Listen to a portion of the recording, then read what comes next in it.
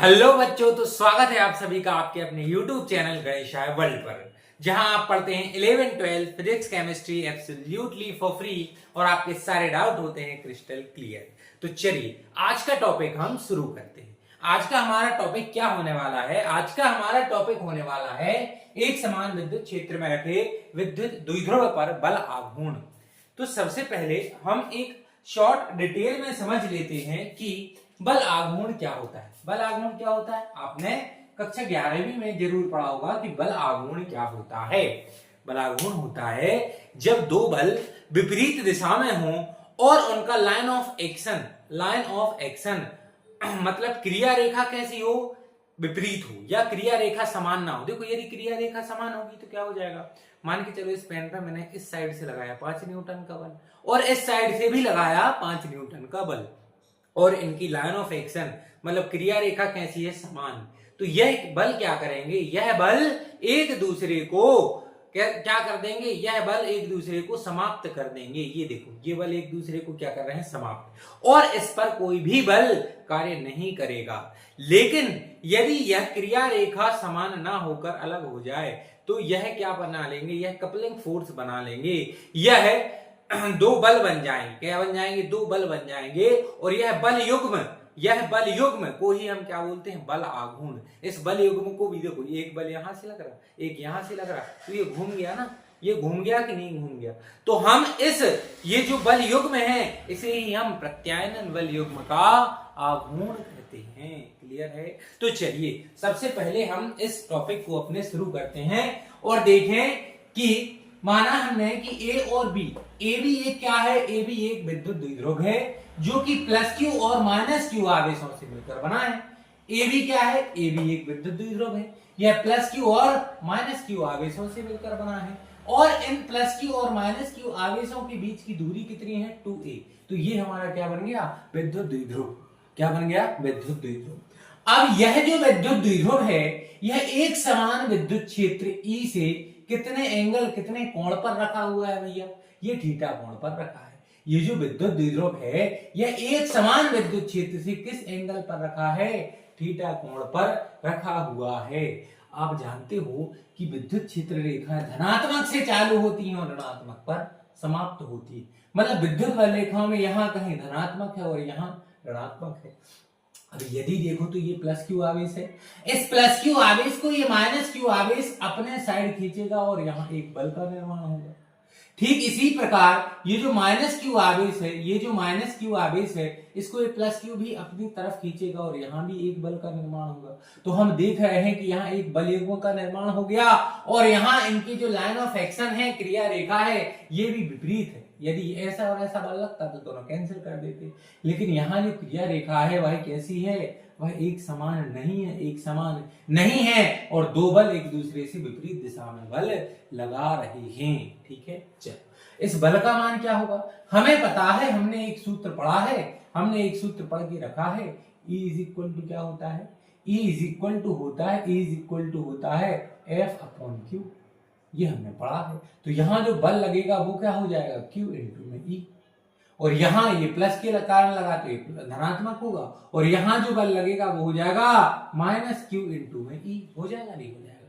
यहां जो बल लगेगा, ये जो बल लग रहा है इसका मान है क्यू ई और इसका मान भी क्या है? क्यू ई है कि नहीं? है ना? तो अब हम देखें, अब हम क्या लिख सकते हैं कि एक समान विद्युत क्षेत्र के कारण क्या लिख सकते हैं? कागज में यही लिखिएगा। हम लिख सकते हैं कि एक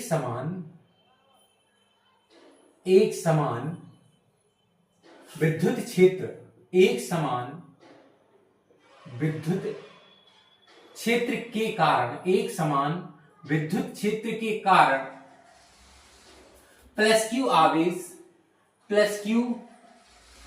आवेश पर बल कितना? प्लस क्यू इंटू ई कार्य करेगा या हम बोले बल लगेगा एवं माइनस क्यू आवेश पर भी जो बल है वो कितना? माइनस क्यू इंटू ई लगेगा। इससे क्या हो रहा है, यहां भी बल लग रहा है और यहां भी क्या लग रहा है, बल, जिससे किसका निर्माण हो रहा है, जिससे एक बल युग्म का निर्माण हो रहा है। किसका निर्माण हो रहा है, बल युग्म का निर्माण हो रहा है। बल युग्म का निर्माण हो रहा है। बल युग्म का निर्माण हो रहा है। और इस बल युग्म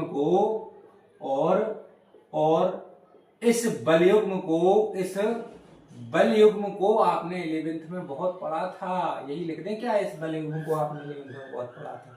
किस नाम से पढ़ा था, इस बल युग्म को हम क्या बोलते हैं, प्रत्यायनन बल युग्म का आघूर्ण। प्रत्यायनन बल युग्म का आघूर्ण, जिसे हम क्या बोलते हैं, बलाघूर्ण। क्या बोलते हैं, बलाघूर्ण। जिसे हम प्रत्यायनन बल युग्म का आघूर्ण या बलाघूर्ण कहते हैं। तो भैया यहां हमें क्या मिल गया, यहां हमें बलाघूर्ण मिल गया। अब हमें इस बलाघूर्ण की वैल्यू निकालनी है। तो आप जल्दी से बताओ सबसे पहले कि बलाघूर्ण को हम किससे प्रदर्शित करते थे। बलाघूर्ण को हम टाउ से प्रदर्शित करते थे। टाउ नहीं है, ये टाउ है। क्या है ये, टाउ। तो बलाघूर्ण टाउ बराबर क्या होता था, बलाघूर्ण टाउ बराबर होता था आर एफ साइन थीटा। क्या होता था, आर एफ साइन थीटा। ये पढ़ा है, कुछ याद आया भैया 11th का, कि 11th भूल गए। अरे सर कैसी बात कर रहे हो, 1 साल पहले पढ़ी थी, हमें 2 दिन का याद नहीं रहता और आप बोल रहे हो कि भैया 1 साल पहले का याद है का। तो बलाघूर्ण बराबर क्या होता है, are F sine theta. Are F sine theta, are F sine theta. याद करो जल्दी से याद करो, ये हमने 11th में पढ़ा था। आर क्या है, आर क्या है, आर्म है। आर्म क्या है, आर्म है। आर क्या है, आर्म है। आर्म की लंबाई। यहां पर जो बलाघूर्ण है, हमने जो द्विध्रुव आघूर्ण रखा है, जो विद्युत द्विध्रुव रखा है, इस पर आर की वैल्यू क्या होगी, 2a। इसकी लंबाई कितनी है, 2a।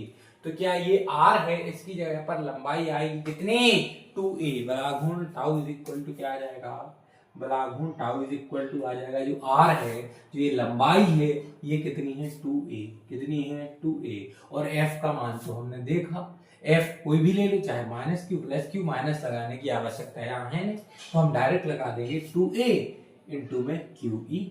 अब आप 2 इंटू QA को बहुत अच्छे से जानते हो भैया, ये नहीं भूलना है। अब ये हमें नहीं भूलना है कि Q इंटू 2A क्या होता है। जल्दी से बताओ टाइम स्टैम्प पर कमेंट करके, Q इंटू 2A क्या होता है। Q इंटू 2A होता है हमारा P, और ये क्या है, विद्युत द्विध्रुव आघूर्ण। ये क्या है, ये है भैया विद्युत द्विध्रुव आघूर्ण। ये क्या है, ये है हमारा विद्युत द्विध्रुव आघूर्ण। इसको नहीं भूलना, इसको कभी नहीं भूलना भैया, इसको कभी नहीं भूलना, ठीक। तो चलो P बराबर क्या आएगा, Q इंटू 2A। ये क्या Q इंटू 2A ही लिखा हुआ है, बिल्कुल सर लिखा हुआ है।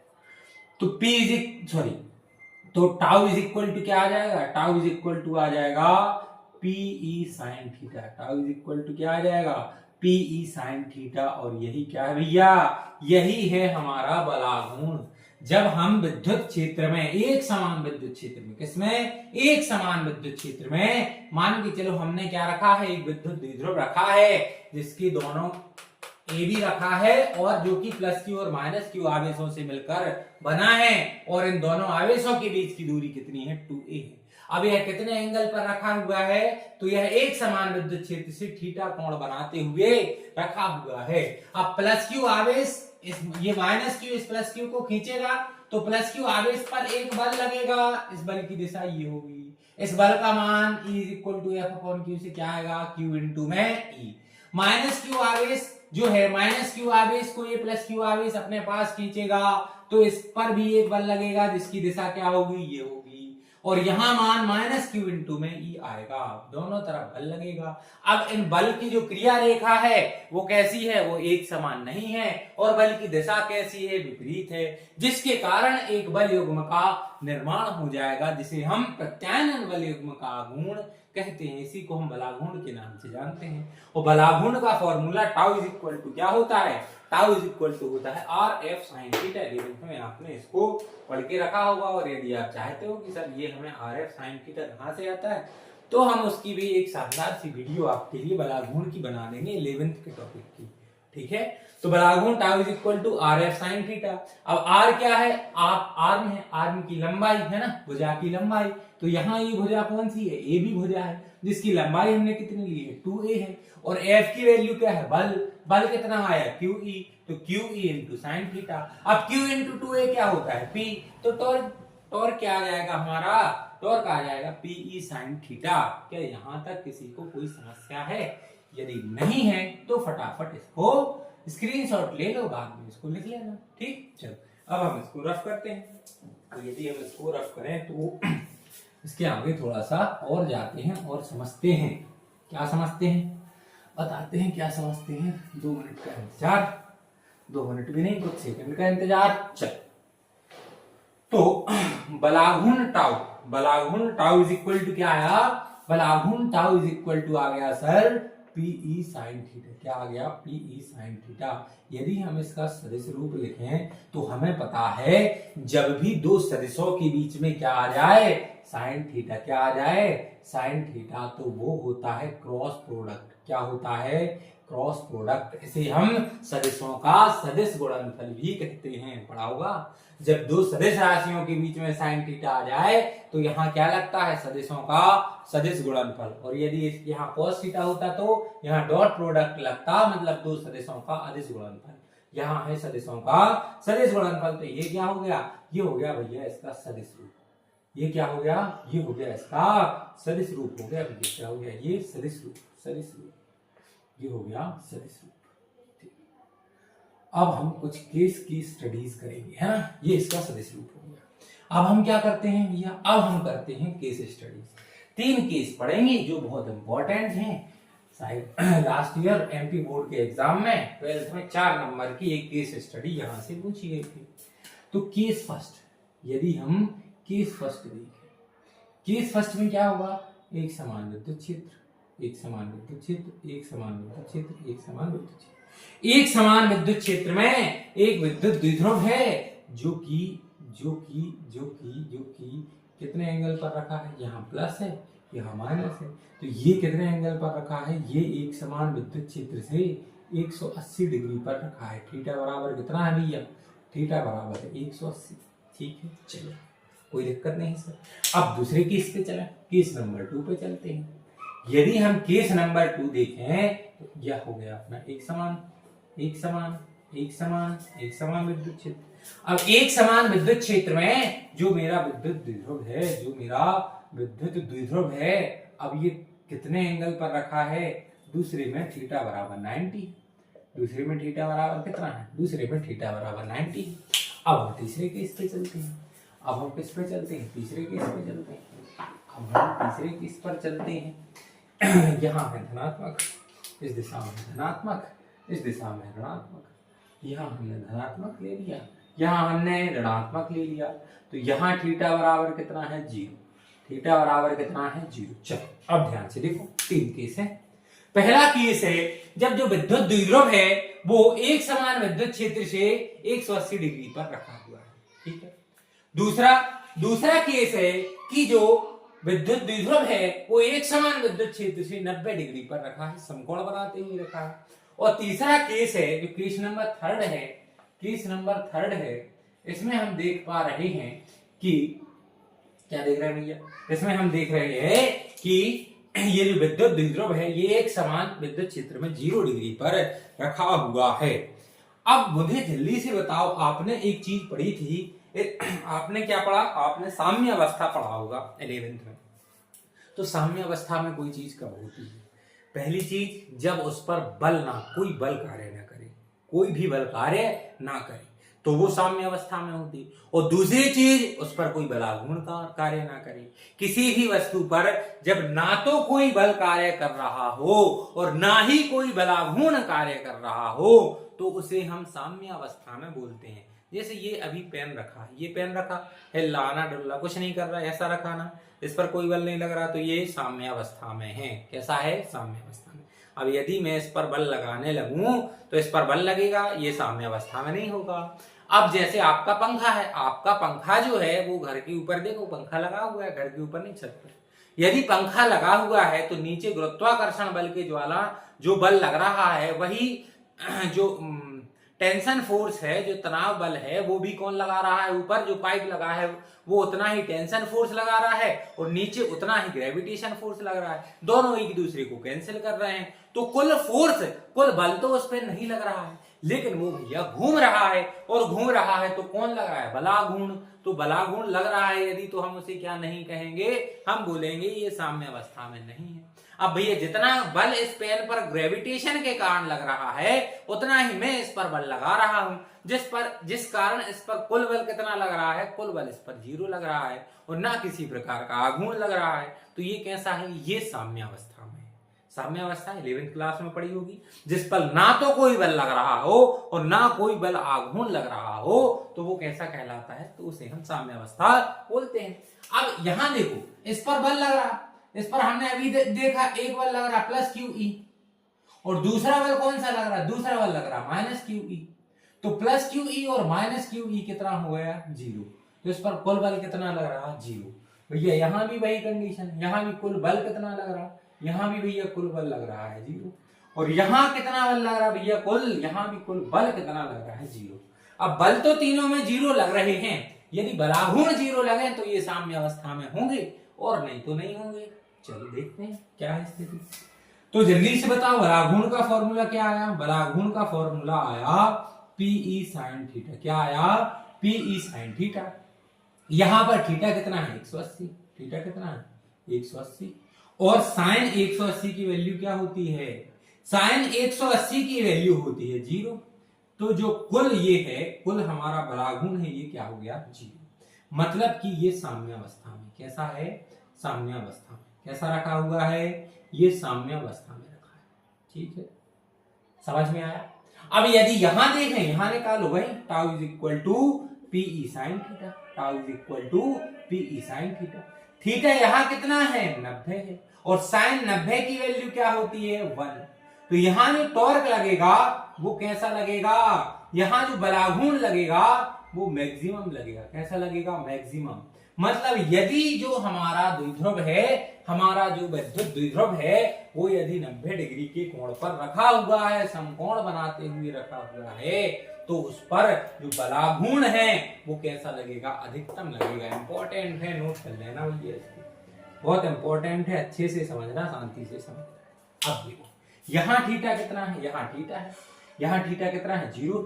टॉर्क पीई क्या होता है? टॉर्क पीई क्या होता है? टॉर्क बराबर क्या होता है? PE sine theta.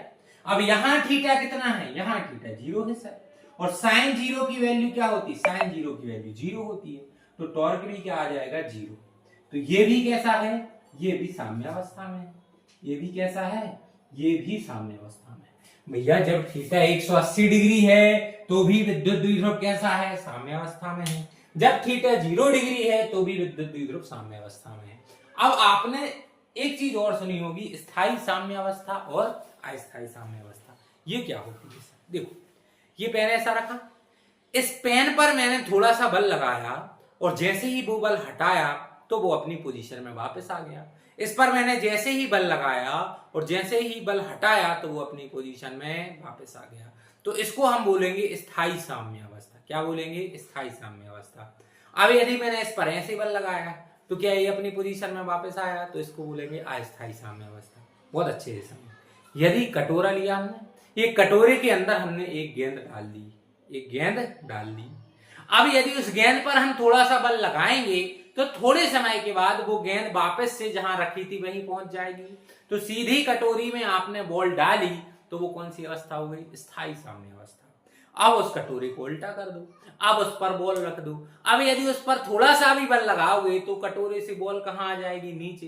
क्या वापस अपने आप वो ऊपर जाएगी कटोरे के ऊपर? कभी नहीं जाएगी भैया। तो ये कौन सा हो गया? अस्थायी साम्यावस्था। स्थायी साम्यावस्था और अस्थायी साम्यावस्था। समझ में आया? अब यहां देखो, ये देखो, ये ऐसा रखा है, ये ऐसा रखा। अब हमें पता है इस प्लस क्यू पर ये माइनस फोर्स लगा रहा और इस माइनस क्यू पर ये प्लस फोर्स लगा रहा, तो यहां से इस पे बल लग रहा और यहां से इस पे बल लग रहा।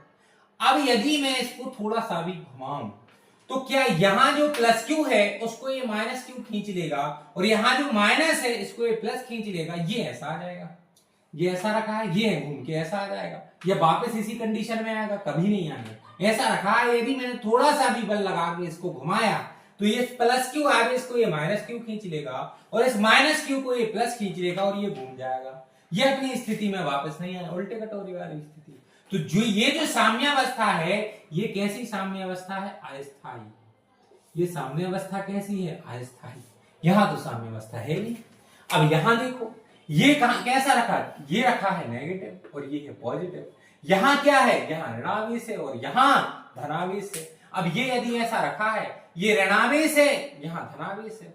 अब इस ऋणावेश को कौन खींच रहा? धनावेश अपनी तरफ। इस धनावेश को ऋणावेश, जैसे मैं खींचूंगा तो ये ऋणावेश जो है इसको धनावेश फिर खींच लेगा, इस धनावेश को ऋणावेश फिर खींच लेगा, ये पुनः अपनी स्थिति में वापस। जैसे इस पे बल लगाया पुनः स्थिति में वापस, जैसे बल लगाया पुनः स्थिति में वापस। तो जब मैंने बल लगाया और पुनः स्थिति में वापस आ गया, कटोरी सीधे कटोरी की स्थिति, तो ये क्या है? ये भैया हमारी स्थायी साम्यावस्था है। ये कौन सी साम्यावस्था है? स्थायी। तो भैया यहां ध्यान से देखना है कि जब 180 डिग्री पर द्विध्रुव रखा है तो वहां पर कौन सी साम्यावस्था बनती है? अस्थायी साम्यावस्था। जब थीटा बराबर कितना हो? 90 डिग्री, तो फिर जो टॉर्क है, बलाघूर्ण है, वो कैसा लगेगा? मैक्सिमम लगेगा। और जब थीटा बराबर 0 है तो ना टॉर्क लगेगा, बल लगेगा, साम्यावस्था होगी। कौन सी साम्यावस्था होगी? स्थायी। ये जो क्वेश्चन है ये आपको 2024-25 में कहा मिला था? MP board. एमपी बोर्ड में ये क्वेश्चन 4 नंबर में आया था भैया। कैसा आया था? 4 नंबर में आया था। तो इसको हमें बहुत अच्छे से समझ लेना है। तो उम्मीद है कि आपको आज जो भी हमने टॉपिक पढ़े हैं ये कंप्लीट समझ में आए होंगे। यदि आपको कहीं से कहीं तक भी कोई डाउट रहता है तो आपको क्या करना है? कमेंट सेक्शन में जाके और हमें बताना है कि सर यहाँ हमें डाउट आया है। और यदि डाउट नहीं आया है, सारे कॉन्सेप्ट आपके क्रिस्टल क्लियर हैं, तो आपको एक लाइक करना है। यहां तक बने रहने के लिए आपका बहुत बहुत धन्यवाद।